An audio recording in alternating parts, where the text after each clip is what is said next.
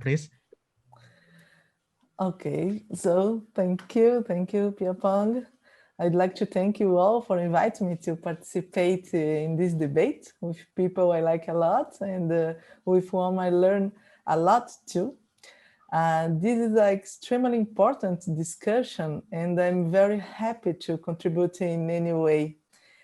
I would like to start by explaining that my contribution came from a very particular place, from a Latino, Brazilian, a white woman, from a place in the world that is not very present in the broader construction of knowledge that is often inappropriately called universal.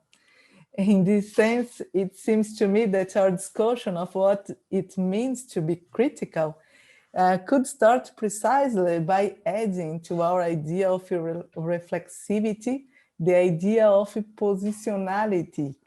Where we speak from has a lot to do with what we speak. And being critical for me is also has to do with looking at our feet, our heads, our core, our positioning. To understand and collaborate more with a critical construction that is also inclusive. More and more, I believe, and I know you share this idea, that being critical also involves giving a geopolitical dimension to knowledge, to forms of rationality, to the way we interpret others and ourselves. And to do this, we need more voices from different places. We need the other value-based positionalities, as Patricia Hill Collins would say, with her standpoint feminist concept. So from this place of speech, as a Brazilian philosopher Jamila Ribeiro would say, I would like to suggest 3 directions of research and in practice, of course, and to broaden our discussion on critical debate on public policy. So the first, for me, the first is to critically deepen the notion of reflexivity, so important for critical policy studies, in work it together with the notion of positionality that I had just mentioned.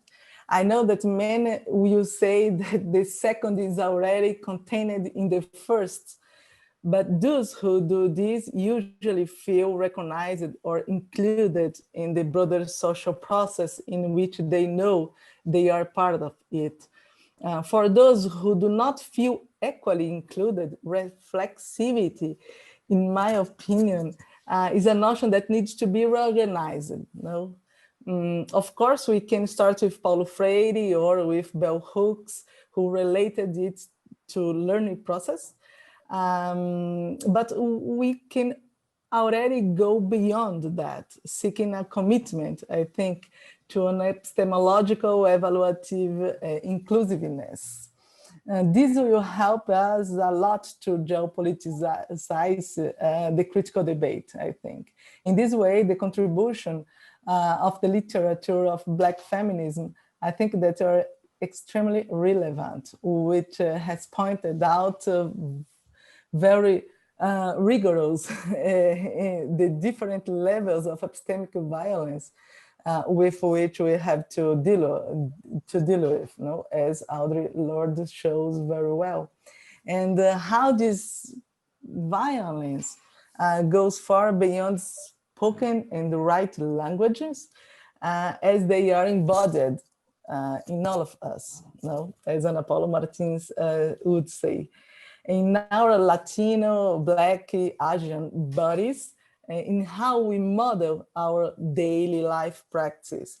This is, I think that this is a very tough discussion, no doubt, but it's very necessary, in my view, for us to broaden the critical debate. The second point, the second suggestion is to understand how debates are constantly built from network of knowledge and values that are also situated in network that already carry with them other knowledge, concepts, visions, and values.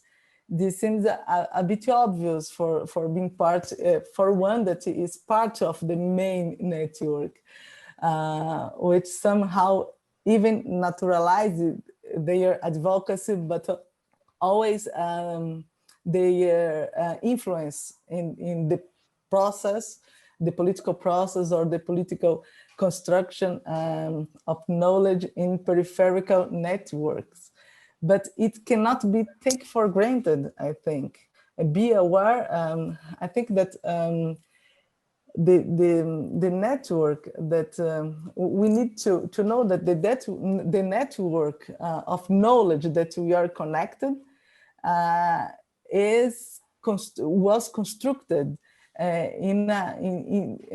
over other process, no? And you need to know that when we buy a concept, we buy also, when we use a concept, we refer to a concept, we always refer to all of the values and the choices that are behind this. Sometimes not so easy to see this network of knowledge.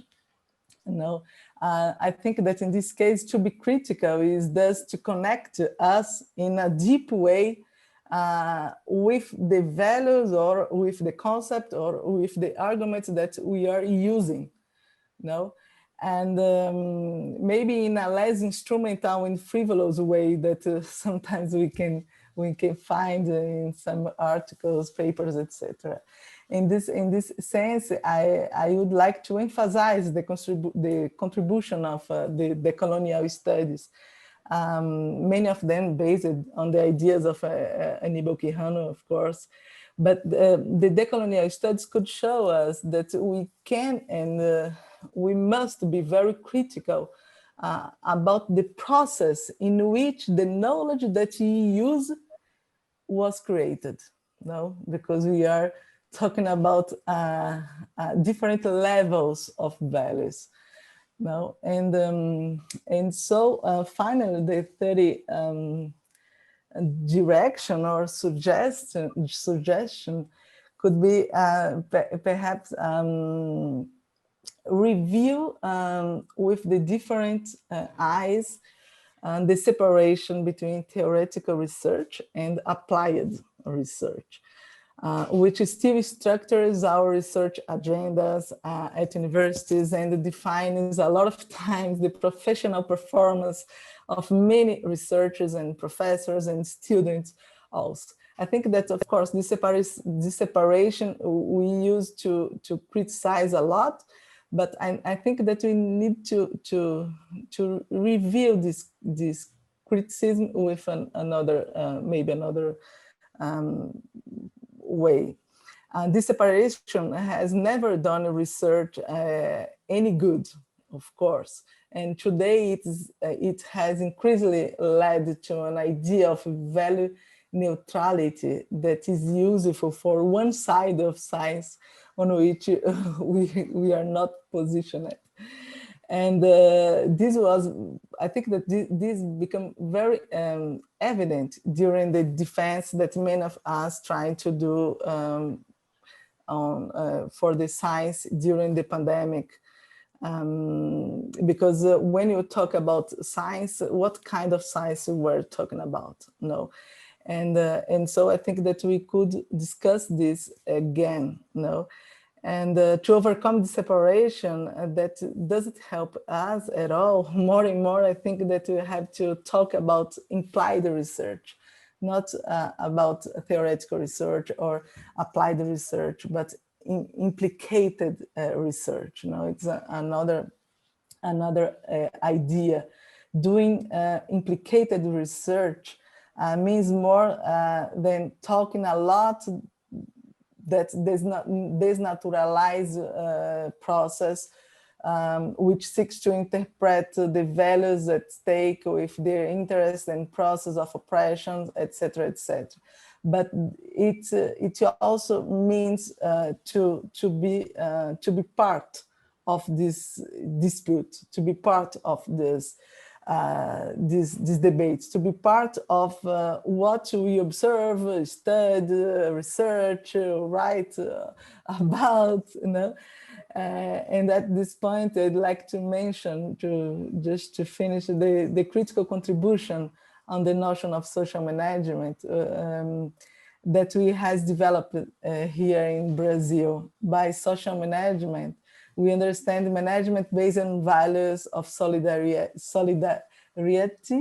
and democratic deliberation and sociocentrism view. Now, coming from authors as Valeria Janella, Paula Schomer, and myself. So I think that all of the things that Professor Frank Fischer bring to us is important, of course, is the base. But I think that if we'd like to maybe to go even more in to be critical, I think that we could. I don't know. My idea is to geopoliticize a little the debate on critical policy studies and take advantage from different or make some connections with different constructions, debates, and studies that are on the table, and we could make some good connections and maybe be even more critical. That's all. Thank you very much.